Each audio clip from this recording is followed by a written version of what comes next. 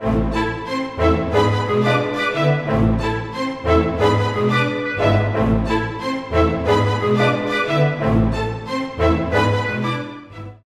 I think on roaming there are 4 or 5 things that are really happening which are very important right now.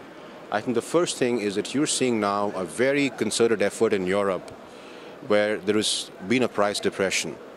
And because of the EU regulation, prices have come down. But the good news is that we've also seen a significant high uptake of services in terms of roaming volume by the customers. On the second hand, we were also seeing, if you look at markets like Asia and markets like, for instance, Middle East and Africa, what you're seeing is an increased amount of applications that operators are rolling out within the roaming space. And these applications are in 2 or 3 areas. So one is the area of traffic management, where you're able to manage your traffic going out. The second is in the area of quality management. For instance, if I'm an operator who is roaming in 100 countries, I want to be able to be certain that my customer will enjoy good quality of roaming in any of the 100 countries. So with quality of service, you're now able to control and proactively advise if there's a problem in any of the roaming destinations. Well, basically we have seen in this year a more targeted and focused approach of the operators in roaming, because as I mentioned, they are now focusing on specific targets of each department. So if we look at 2010 and ahead, we basically see 3 main aspects that are very relevant for Latin American operators as well as others. The first one is anything that deals with the next generation of steering tools. Up to now, steering is about 5 years old already, and operators are now looking to move to the next step. And in terms of optimizing their steering techniques, they are looking for solutions that will enable them to really do revenue-based steering. En el roaming tenemos varios servicios en términos de, le dicen los Business Intelligence Tools.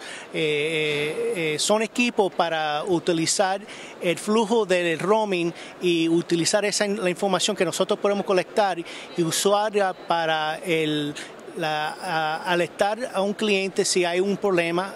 Y para la empresa de celular poder reaccionar a ese problema antes que el usuario por sí mismo sabe que hay un problema, por ejemplo.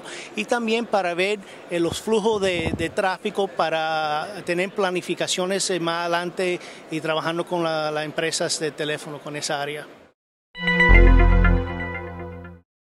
Sí, nosotros tenemos, el steering es una tecnología que se está adoptando prácticamente ya por todos los operadores. El anti-steering es una tecnología que de alguna manera no está siendo recomendada y no es una práctica, digamos, que sea muy saludable para la industria.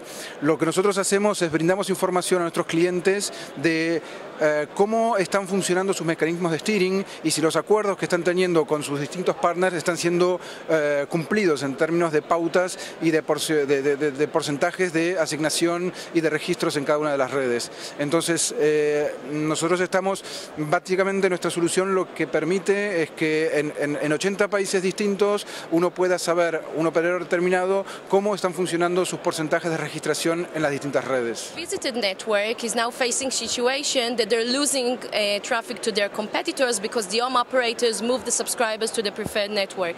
And one of the solutions that we see a major hype in terms of purchasing is the Gateway Location Register, which is a standard 3GPP product that Starhome is offering. And the idea of the GLR is basically to enable the visited network to maintain inbound roamers on his network for a much longer period of time. So it's not the anti-steering, which our competition is offering, and it's illegal in the market. It's a standard component that we offer, and the GSMA is pushing that product into.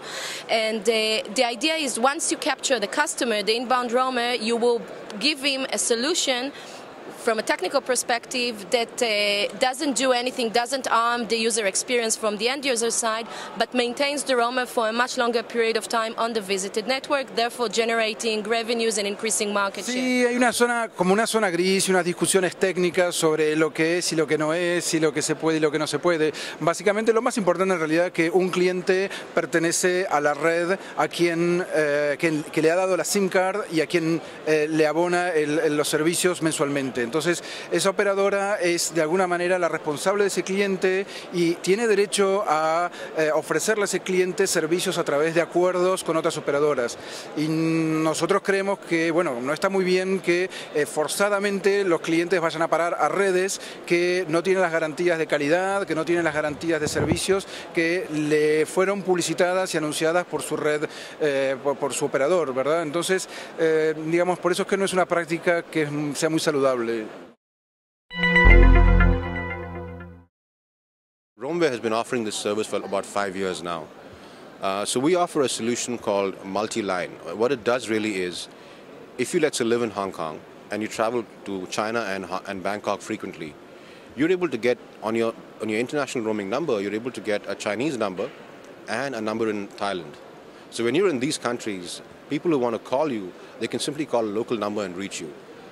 We're now rolling out these services across the US, which means if you're a US customer, you can have numbers in Asia, you can have numbers in Africa. So one phone, one device, and multiple numbers.